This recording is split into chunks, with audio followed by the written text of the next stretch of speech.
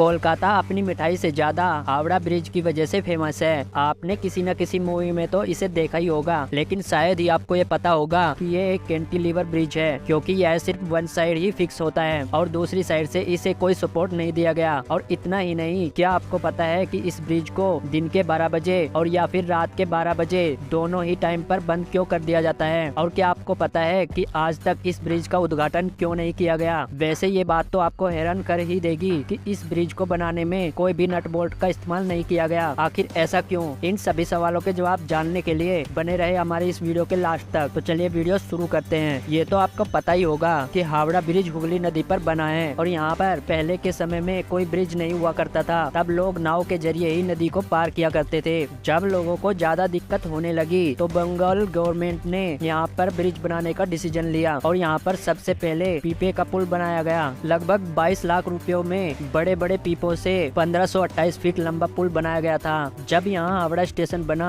तो समय के साथ साथ धीरे धीरे आवाजाही बढ़ने लगी और यहाँ पर इसकी जगह फ्लोटिंग ब्रिज बनाने का फैसला किया गया। लेकिन फर्स्ट वर्ल्ड वॉर की वजह से ये काम भी कंप्लीट नहीं हो पाया और इसके बाद साल 1922 में फिर से एक ब्रिज बनाने का कमीशन पास किया गया। और इस ब्रिज को बनाने के लिए जर्मनी की एक फर्म थी और उनका ये दावा था कि वो इस ब्रिज को सबसे कम बजट में बना सकते हैं। लेकिन जर्मनी और ग्रेट ब्रिटेन के बीच के संबंध अच्छे नहीं थे, इसी कारण से ये काम उन्हें नहीं सौंपा गया और बाद में यही काम बर्थे वेंट बर्न एंड जेसो कंपनी को सौंपा गया। और उस टाइम भारी भरकम स्टील इकट्ठा करना बेहद ही मुश्किल था। फिर भी 26,500 टन स्टील का इस्तेमाल हुआ था और इसी वजह से 26,500 में से 23,500 टन स्टील को टाटा कंपनी से ही लिया गया था। फिर भी अंग्रेजों की एक शर्त थी कि ब्रिज के नीचे कोई भी पिलर न हो, ताकि बड़े से बड़े पानी का जहाज यहाँ से आसानी से पार हो सके। और यही वजह थी कि ये पूरा ब्रिज नदी के दोनों तटों पर टिका है। एक और बात हैरान कर देने वाली है कि पूरे ब्रिज को बिना किसी नट बोल्ट से ही बना दिया गया। रिवर्स का भी इसमें यूज किया गया है। हावड़ा ब्रिज दुनिया का इकलौता एक ऐसा ब्रिज है जिसका आज तक उद्घाटन नहीं हो पाया। जब यह ब्रिज बनकर तैयार हुआ तब सेकेंड वर्ल्ड वॉर होने वाला था और इस मुश्किल घड़ी को देखते हुए यह तय किया गया